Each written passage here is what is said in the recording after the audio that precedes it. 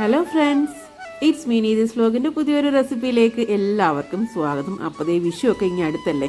നമ്മൾ വിഷുവിനൊന്നും ഉണ്ടാക്കിയില്ലെങ്കിലും പരിപ്പ് പപ്പടം ഉണ്ടാക്കാത്തവരായിട്ട് ആരും ഉണ്ടാവില്ല അല്ലേ.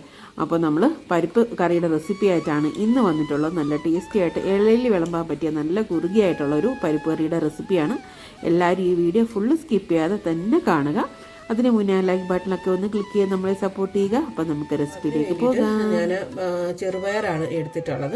ചെറുപയർ വെച്ചിട്ടാണ് കേട്ടോ നമ്മളിപ്പോൾ പരിപ്പ് തയ്യാറാക്കാനായിട്ട് പോകുന്നത്. ഇപ്പോൾ ചെറുപയർ നമ്മൾ അലകാക്കിയിട്ടുള്ള ചെറുപയറാണ്. ഒന്നെങ്കിൽ നമുക്ക് പൊളന്ന രീതിയിലുള്ള ചെറുപയർ മേടിക്കാനായിട്ട് കിട്ടും, അതല്ലെങ്കിൽ ഹോളായിട്ടുള്ള ചെറുപയറാണ്.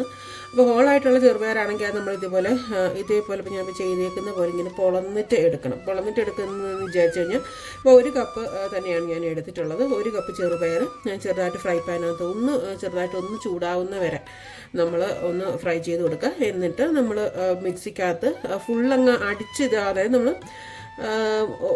ഒരു കറക്കുക, വീണ്ടും നിർത്തുക, വീണ്ടും ഒന്ന് കറക്കുക, അങ്ങനെ മാത്രമേ ചെയ്തെടുക്കാവൂ. അപ്പം ഈ ഒരു രീതിയിൽ നമുക്ക് പൊളത്തിയെടുക്കാനായിട്ട് പറ്റും. അതാണ് നമ്മൾ ഇതിപ്പോൾ പരിപ്പിന് വേണ്ടിയിട്ട് തയ്യാറാക്കുന്നത്. പിന്നെ ഞാൻ എടുത്തിട്ടുള്ള ഒരു 5 പച്ചമുളക്, അത്യാവശ്യം എരിയുള്ള പച്ചമുളകാണ് എടുത്തിട്ടുള്ളത്. കാരണം നമ്മൾ പരിപ്പിന് ഏറെ ഒന്നും എരിക്ക് വേണ്ടിയിട്ട് ചേർക്കുന്നില്ല. അപ്പം പച്ചമുളക് ആവശ്യത്തിന് ചേർത്ത് കൊടുക്കുക. 5 പച്ചമുളക് എടുത്തിട്ടുണ്ട്. പിന്നെ ഒരു സവാളയുടെ പകുതി പോർഷനാണ് എടുത്തിട്ടുള്ളത്. നിങ്ങളുടെ കയ്യിൽ കുഞ്ഞുള്ളി ഉണ്ടെന്നുണ്ടെങ്കിൽ ഒരു 10 കുഞ്ഞുള്ളികളും എടുത്താൽ മതി. അപ്പോൾ ഇനിയിപ്പോൾ നമുക്ക് ഈ ഒരു ചെറുപയർ നമ്മുടെ കുക്കറിലാണ് നമ്മളിപ്പോൾ വെക്കാനായിട്ട് പോകുന്നത്. അപ്പോൾ അത് നമുക്ക് കുക്കറിലിട്ട് ഒന്ന് വാഷ് ചെയ്തെടുക്കാം.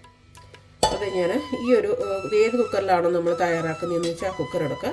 അതിലേക്ക് നമ്മുടെ ഈ ചെറുപയർ ഇട്ട് കൊടുക്കുക.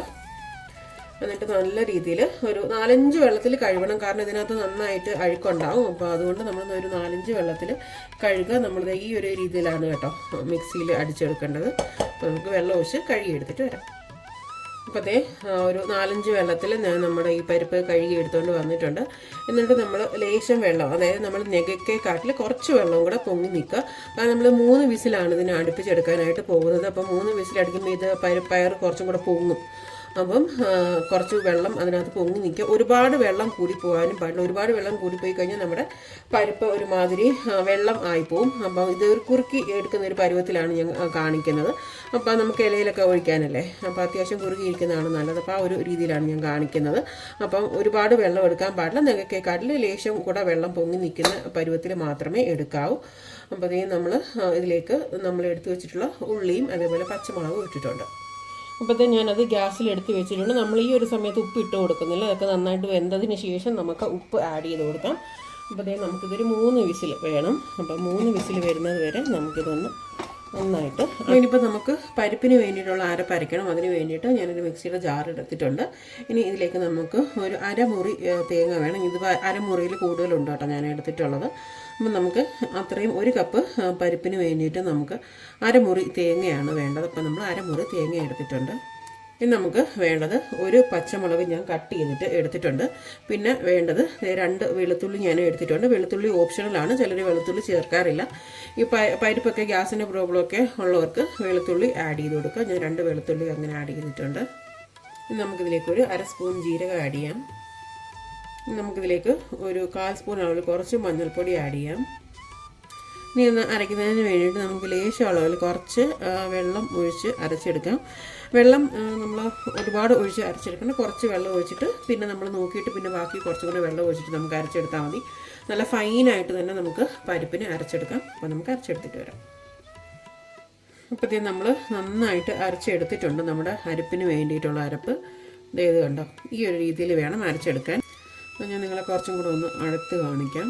ഇതുണ്ടോ, ഈ ഒരു പരുവത്തിൽ വേണം നമ്മൾ പരിപ്പിന് അരച്ചെടുക്കാനായിട്ട്. ഇതിൽ കുറച്ച് അരയ്ക്കാൻ പാടില്ല, കാരണം ഈ ഒരു പരുവമാണ് കറക്റ്റായിട്ട് നല്ല ഫൈനായിട്ട് അരച്ചെടുക്കുന്നത്. ഈ ഒരു പരുവത്തിൽ തന്നെ വേണം നമ്മൾ പരിപ്പ് അരച്ചെടുക്കാനായിട്ട്. അപ്പോൾ നമ്മുടെ പരിപ്പിന് ഇനിയിപ്പം 3 വിസിലൊക്കെ വന്നിട്ടുണ്ട്. അപ്പോൾ അതിൻ്റെ പ്രഷറൊക്കെ പോയതിന് ശേഷം നമുക്കിത് തയ്യാറാക്കിയെടുക്കാം. അപ്പോൾ ഒരു ടേസ്റ്റ് കൂട്ടുന്നതിന് വേണ്ടി ഞാൻ ഐറ്റം കൂടെ ഇതിനകത്ത് ചേർക്കുന്നുണ്ട്. അതെന്തുവാണെന്നുള്ളത് വഴിയെ പറഞ്ഞുതരാം. അപ്പോൾ ഇത് നമ്മുടെ കുക്കറിലെ പ്രഷറൊക്കെ ഇത് പോയിട്ടുണ്ട്. അപ്പോൾ നമുക്കിതൊന്ന് തുറന്ന് നോക്കാം. ഈ ഒരു സമയത്ത് നമ്മുടെ പയർ നന്നായിട്ട് വെന്തിട്ടുണ്ടാവും. ഇതുണ്ടോ, നമ്മുടെ പയർ നന്നായിട്ട് വെന്തിട്ടുണ്ട്.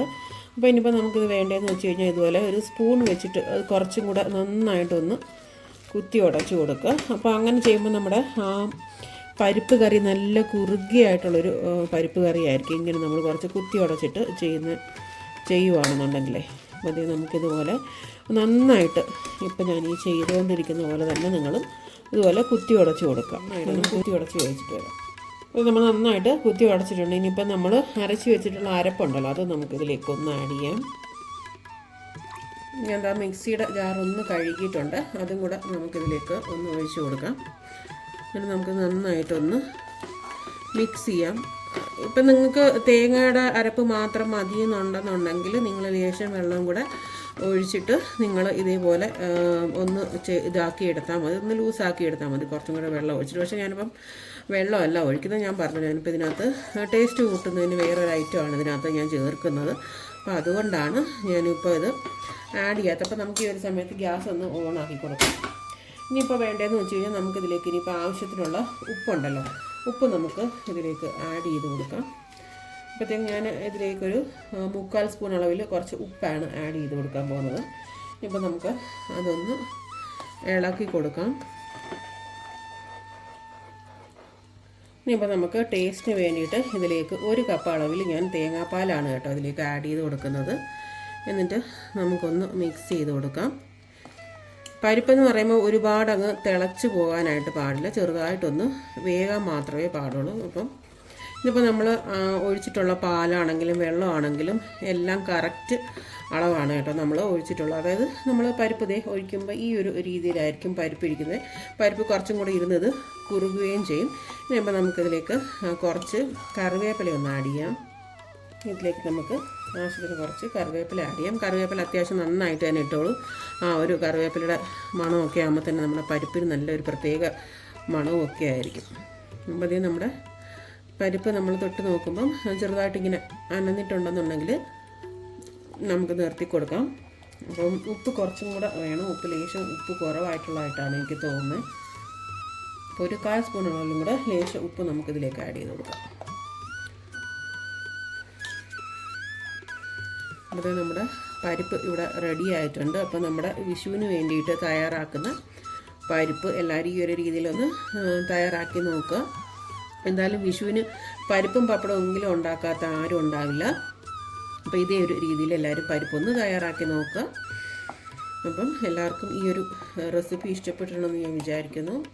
അപ്പം ഇനി നമുക്ക് ഇതിലേക്ക് വേണ്ടതെന്ന് വെച്ച് കഴിഞ്ഞാൽ കടുക് ഒന്ന് താളിച്ചിട്ട് കൊടുക്കണം. അപ്പോൾ നമ്മുടെ പരിപ്പൊക്കെ വെന്തിട്ടുണ്ട്. അപ്പോൾ അത്യാവശ്യം ചൂടായിട്ടുണ്ട്. ഞാൻ പറഞ്ഞല്ലോ തിളച്ച് പൊങ്ങാനായിട്ട് പാടില്ല, ചെറുതായിട്ട് അനക്കാൻ മാത്രമേ പാടുള്ളൂ. നമ്മൾ പുളിശ്ശേരിയൊക്കെ അനത്തുന്ന പോലെ ആ ഒരു രീതിയിൽ മാത്രമേ ആകാൻ പാടുള്ളൂ. നമുക്കിനി ഗ്യാസ് ഒന്ന് സ്വിച്ച് ഓഫ് ചെയ്ത് കൊടുക്കാം. അപ്പോൾ നമുക്കിതിന് വേണ്ടിയിട്ടുള്ള കടുക് താളിക്കാം. ഇപ്പോൾ നമ്മുടെ പരിപ്പിലേക്ക് നമുക്ക് കടുക് താളിക്കാം. അപ്പോൾ ഇത് നമ്മുടെ ചെറുപയർ പരിപ്പ് കറി ഇവിടെ റെഡി ആയിട്ടുണ്ട്. അപ്പോൾ എല്ലാവരും ഈ ഒരു വിഷുവിന് ഈ ഒരു രീതിയിൽ ട്രൈ ചെയ്ത് നോക്കുക. ഉറപ്പായിട്ടും എല്ലാവർക്കും ഇഷ്ടപ്പെടുന്നതാണ്. നമുക്ക് സദ്യയിൽ വിളമ്പുന്ന സമയത്ത് പരിപ്പില്ലാണ്ട് എന്താണ് സദ്യയിൽ. അപ്പോൾ അതുപോലെ എല്ലാവരും പരിപ്പൊക്കെ ട്രൈ ചെയ്ത് നോക്കുക. ഉറപ്പായിട്ട് ഈ ഒരു രീതിയിൽ ട്രൈ ചെയ്യുക. എല്ലാവർക്കും ഈ ഒരു റെസിപ്പി ഇഷ്ടപ്പെടുമെന്ന് ഞാൻ വിചാരിക്കുന്നു. ഇഷ്ടപ്പെടുവാണെങ്കിൽ നമ്മുടെ ചാനൽ ആദ്യമായിട്ടാണ് കാണുന്നതെങ്കിൽ എല്ലാവരും നമ്മുടെ ചാനൽ ഒന്ന് സബ്സ്ക്രൈബ് ചെയ്ത് സപ്പോർട്ട് ചെയ്യാനായിട്ട് മറന്നു പോകരുത്. നിങ്ങളുടെയൊക്കെ സപ്പോർട്ട് നമുക്ക് ആവശ്യമാണ്. അപ്പോൾ ഇനിയും നല്ല നല്ല റെസിപ്പീസുമായിട്ട് ഞാൻ നിങ്ങളുടെ മുന്നിൽ വരുന്നതായിരിക്കും. അതുവരെ എല്ലാവരും സുഖമായിട്ടിരിക്കുക, സന്തോഷമായിട്ടിരിക്കുക. പുതിയൊരു റെസിപ്പിയായിട്ട് കാണുന്നത് വരെ എല്ലാവർക്കും താങ്ക് യു ഫോർ വാച്ചിങ്.